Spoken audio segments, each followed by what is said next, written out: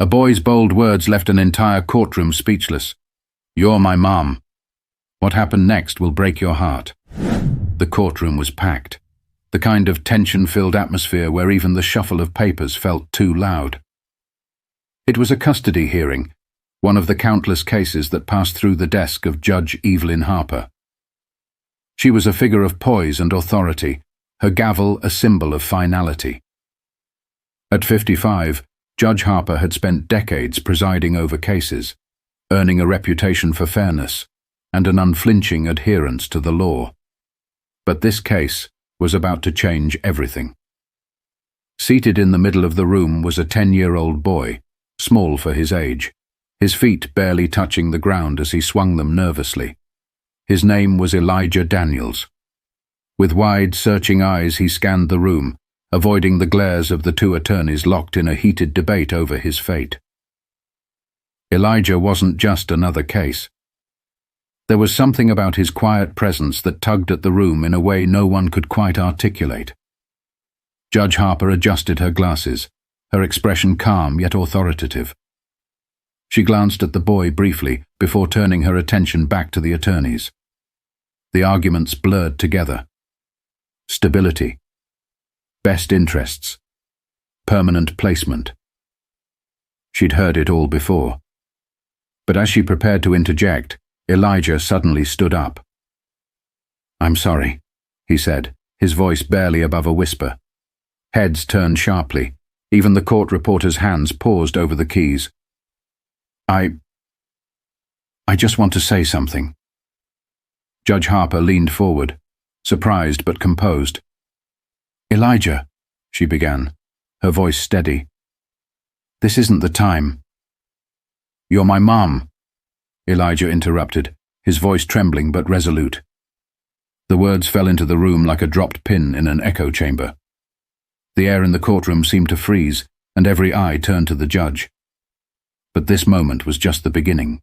For a moment the courtroom was suspended in silence, a tableau of shock frozen in time.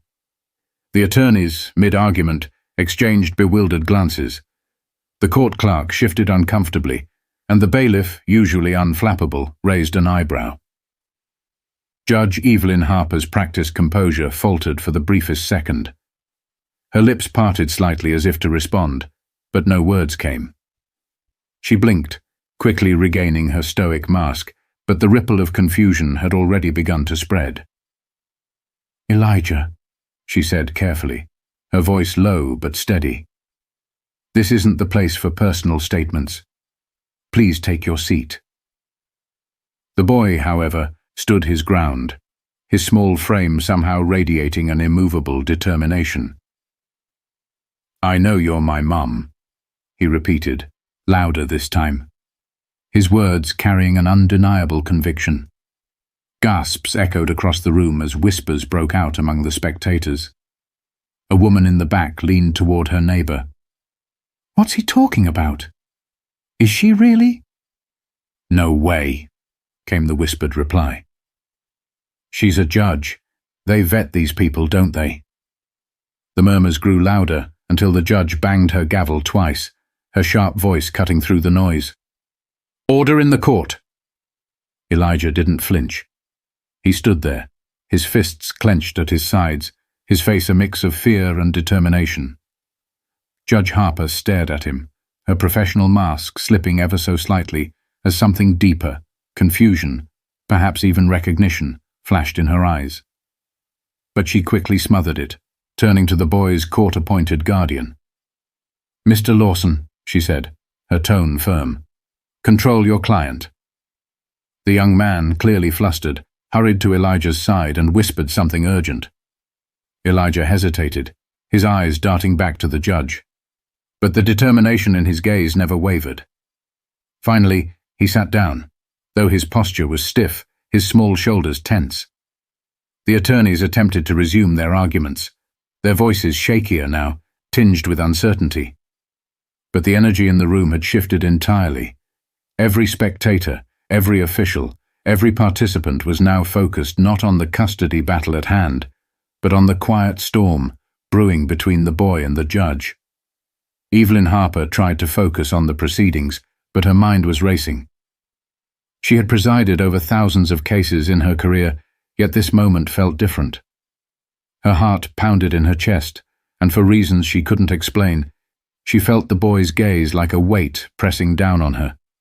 Something about his face, those eyes, so achingly familiar, made it impossible to look away for long. The courtroom continued on, but the judge's usual clarity was clouded. When the opposing attorneys asked her for a ruling on an evidentiary matter, she paused longer than usual, her mind caught in a loop of questions. Was this some sort of manipulation? A stunt? Or was there a truth buried somewhere in the boy's words? From her seat, she stole a glance at Elijah, who was now sitting quietly but still watching her. The intensity of his gaze sent a shiver down her spine. It wasn't the look of a desperate child seeking attention. It was something else entirely, something deeper, something that tugged at a corner of her mind she hadn't visited in decades. The hearing continued, but the atmosphere was charged.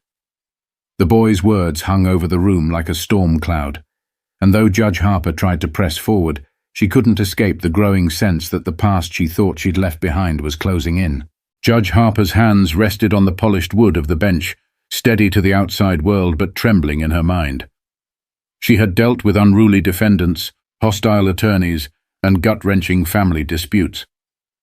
But never in her decades-long career had she been thrown off balance like this. Elijah's words echoed in her mind, unraveling the tight threads of her composure. "You're my mom." It was absurd, wasn't it? Yet the way he had said it. There was no hesitation, no uncertainty. It wasn't the desperate plea of a child grasping for any form of connection. It was a declaration, simple and pure, and that was what unsettled her the most. As the attorneys argued back and forth, their voices barely registered. Her focus kept drifting back to Elijah. The set of his jaw, the defiant lift of his chin. It all felt painfully familiar. And then there were his eyes, deep brown with flecks of amber that caught the light. She had seen those eyes before, but not in this courtroom.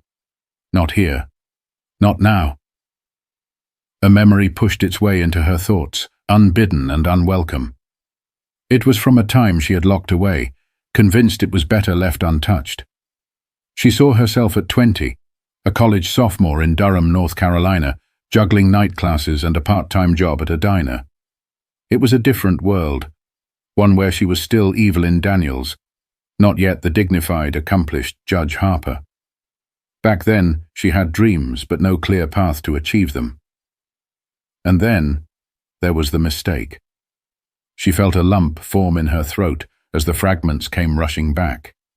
The boy she loved but couldn't depend on, the harsh whispers of her family's disappointment, the grueling weeks spent agonizing over the impossible decision she had to make. She was so young, and the world had been so unkind. A sharp voice cut through her spiraling thoughts. "Your Honor? You're ruling on the objection." The lead attorney's tone was tinged with impatience, but Judge Harper barely noticed. She blinked, trying to mask her disorientation, and cleared her throat. "The objection is sustained," she said, her voice steadier than she felt. "Proceed." But even as the case continued, her mind remained trapped in the past. Could it be possible? Could Elijah be?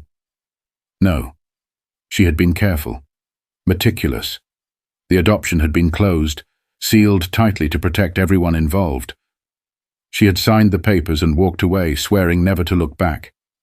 It was the only way to ensure that the baby she had brought into the world would have a chance at a better life, one she couldn't provide. Still, the boy's face haunted her. She found herself sneaking glances at him as the attorneys presented their evidence. He seemed so small and vulnerable, yet there was a quiet strength about him that reminded her of someone she hadn't thought about in years, herself.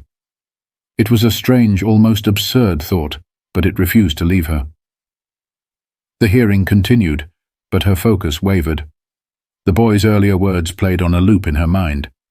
She didn't know if this was fate, coincidence, or some cruel joke, but she couldn't shake the feeling that she was standing on the edge of something irreversible. The choices she had made so many years ago were colliding with the present in a way she hadn't thought possible. When the attorneys paused for a recess, Judge Harper retreated to her chambers, desperate for a moment of clarity. She paced the small book-lined room, her heels clicking on the tiled floor. Her reflection stared back at her from the glass pane of a framed certificate on the wall. Her carefully curated life, her flawless reputation. It all felt fragile now, as if one word from that boy could make it crumble. She thought of Elijah sitting out there, waiting for her to return. Why would he say something like that? How could he know? She had no answers, only an overwhelming sense that the past was no longer content to stay buried. The courtroom was waiting, the case unresolved, but as Judge Harper stared at the door leading back to the bench, she knew this was no longer just another case. It was personal, and there was no turning back. Elijah Daniels sat quietly in the corner of the courtroom, his small hands gripping the edges of his chair, as though the world might tilt and throw him off at any moment. The murmurs around him had died down, but the tension lingered. His statement had changed the atmosphere, and even he could feel it. Yet he didn't regret saying it. He couldn't. Elijah's life had been anything but ordinary. He had been in and out of foster homes since the age of 4, shuffled from one family to another, like a puzzle piece that didn't quite fit anywhere. Some homes were kind but temporary. Others were cold, places where the rules were clear. Be quiet, stay out of sight, don't ask questions. And through it all, Elijah had clung to the faint hope that somewhere, someone was looking for him, that there was a place he belonged. He first heard the name Evelyn Harper 6 months ago, in the quiet murmur of a whispered conversation he wasn't supposed to hear. It was in one of his foster homes, during a late-night argument between his foster mother and a social worker. "We're still trying to finalize his case," the social worker had said. "There's a name that keeps coming up. Evelyn Harper." Elijah had tucked the name away in his mind, repeating it to himself like a secret prayer. He didn't know who she was, but the way the social worker said it sounded important. Maybe even connected to him. Over the next few weeks, he started asking quiet questions, piecing together fragments of conversations and documents he was never meant to see. He learned that Judge Evelyn Harper had signed some papers a long time ago, papers tied to his adoption. That was all he needed to know. Elijah was smart, sharper than most adults gave him credit for. He didn't understand everything about the legal system, but he knew enough to realize this wasn't a coincidence. He had spent years wondering why he didn't have a family, why no one seemed to want him. And now he had a name. He had to know if the judge sitting before him, the woman with the serious face and piercing eyes, was the missing piece of his life. His current foster placement with Mr. and Mrs. Daniels was better than most. They were kind enough, though distant, like they were afraid to get too attached. Elijah liked Mrs. Daniels' warm laugh and Mr. Daniels' quiet strength, but it wasn't the same. They weren't really his. And even though they were considering adopting him, a part of him hesitated. What if they weren't his real family? What if his real family was out there, waiting for him to find them? When Elijah walked into the courtroom that day, he hadn't planned to say anything. He knew the hearing was about his future, whether he'd stay with the Daniels or be placed elsewhere. But the moment he saw Judge Harper, something inside him shifted. Her face was familiar, though he couldn't explain how. It was like staring at an old photograph you'd forgotten existed. He felt it in his chest, a strange pull he couldn't ignore. And then he said it. He hadn't meant to blurt it out. It just came rushing out of him, like the words had been waiting all his life to be spoken. "You're my mom." The reaction had been immediate. Gasps, whispers, the judge's stunned expression. But Elijah didn't care about the chaos. He cared about her. He needed her to know, to acknowledge him, to tell him he wasn't crazy for feeling this way. Sitting in the courtroom now, he wondered if he had made a mistake. Judge Harper's expression was unreadable, and he didn't know if she believed him, or if she even cared. But deep down, Elijah knew the truth. He wasn't just some kid saying something wild to get attention. He felt it in his bones. She was connected to him in a way no one else could be. Elijah glanced at the Daniels, who sat nearby, their expressions a mix of confusion and concern. He loved them in his own way, but this was bigger than them. This was about the questions that had haunted him for years. Why was he given up? Who had made that decision? And why did this woman, the judge with the steady hands and the piercing gaze, seem to hold the answers? The room was quiet now, the tension thick enough to touch. But Elijah's heart was louder than ever, and he knew there was no going back. He had opened the door, and the truth, whatever it might be, was waiting on the other side. The courtroom was silent, save for the soft rustling of papers and the faint hum of the overhead lights. Judge Harper sat at her bench, her expression meticulously controlled. But inside, her mind was racing. Elijah's words had pierced through her like a sudden gust of wind, unsettling the carefully stacked memories she had locked away for decades. She leaned forward slightly, clasping her hands together on the bench. "Mr. Lawson," she addressed the boy's guardian, "I'll need a brief moment with counsel in chambers. Bailiff, recess the court for 15 minutes. The bailiff nodded, and as the attorneys and spectators began to file out, Judge Harper remained seated, her eyes locked on Elijah. He returned her gaze unblinking. There was no anger or desperation in his expression, just a quiet determination that both unnerved and moved her. Once in her chambers, the attorneys shuffled in, visibly tense. The judge shut the door behind them, turning to the lead counsel for the foster agency. "Ms. Delgado," she began, her voice low and controlled, "I need you to clarify something for me. Is there any record, sealed or otherwise, that connects this child to my past?" Delgado looked startled, glancing quickly at the other attorney before answering. "Your Honor, well, not to my knowledge, but I can investigate further." "Do that," Harper said firmly. She felt her chest tighten but didn't let it show. "I also want access to any adoption records involving Elijah Daniels. I understand sealed files require authorization, but considering the circumstances—" She paused, her voice faltering for just a moment. "It's necessary." The attorneys exchanged uneasy glances, but they nodded. "We'll expedite the request," Delgado assured her. Returning to the courtroom, Judge Harper reclaimed her seat, her mask of professionalism firmly in place. But as the proceedings resumed, the questions swirling in her mind grew louder. She needed answers, and she needed them fast. Later that evening, she sat alone in her office, the glow of her desk lamp illuminating a stack of old case files. She had insisted on obtaining the adoption records herself, unwilling to leave something so personal in the hands of others. Her fingers trembled slightly as she opened the folder, her eyes scanning the faded documents, and then she saw it. Her own name, listed as the biological mother of one Elijah Daniels. The air seemed to leave the room as she read the words over and over, her heart pounding in her chest. Memories she had buried deep came rushing back. The endless nights of guilt, the weight of signing those papers, the hope that he would find a family who could give him everything she couldn't. Her mind reeled, but the undeniable truth was staring back at her. Elijah wasn't mistaken. He was her son. The next morning, Judge Harper entered the courtroom with a resolve she hadn't felt in years. She wasn't sure how this would end, but she knew one thing: Elijah deserved the truth. As the hearing resumed, she cleared her throat, her voice steady. "Before we proceed, I need to address something that has come to my attention." Her words hung in the air, drawing the attention of everyone in the room. She turned to Elijah, her gaze softening. "Elijah, what you said yesterday. I need to ask you something."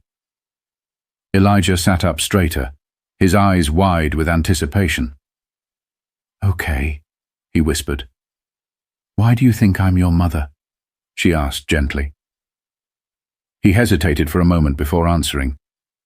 I found papers. They had your name on them.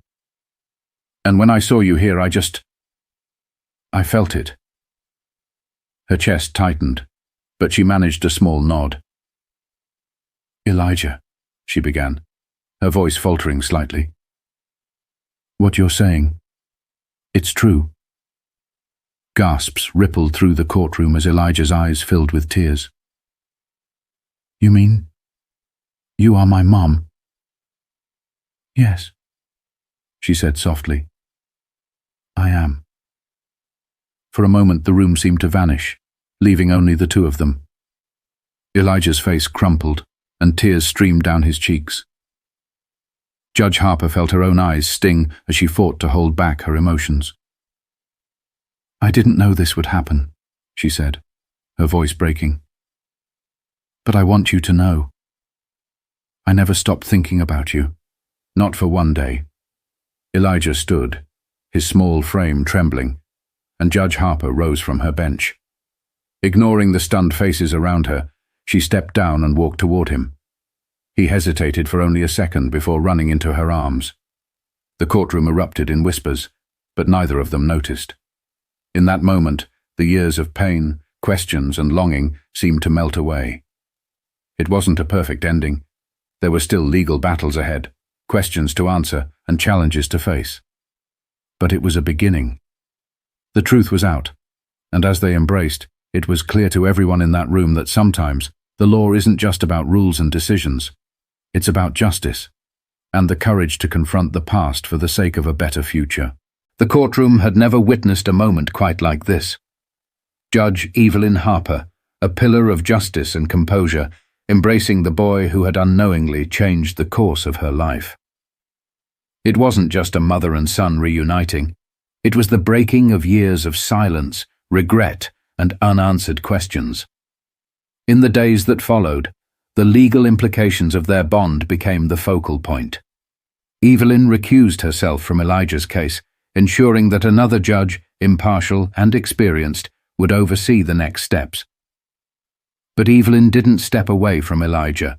She met with his social workers, spent time with his foster parents, and began piecing together the years they had lost. For Elijah, the uncertainty of what came next didn't overshadow the joy of knowing where he came from. The answers he had sought for so long were finally his. And with them came a newfound sense of identity and belonging. Their journey wasn't simple. The road ahead was full of hurdles, both legal and emotional. But for the first time, they were walking it together, armed with truth and a mutual determination to heal. This story isn't just about a surprising courtroom twist. It's about the power of truth to bridge even the widest gaps. It's about forgiveness, of others and ourselves. It's about resilience and the human capacity to rise above the past, to create a brighter future. Sometimes life takes us down unexpected paths, and the choices we make can echo for decades. But as Evelyn and Elijah learned, it's never too late to reclaim those echoes and turn them into something new. If this story moved you, remember to like, share, and subscribe for more heartfelt tales that remind us of the enduring strength of family and love.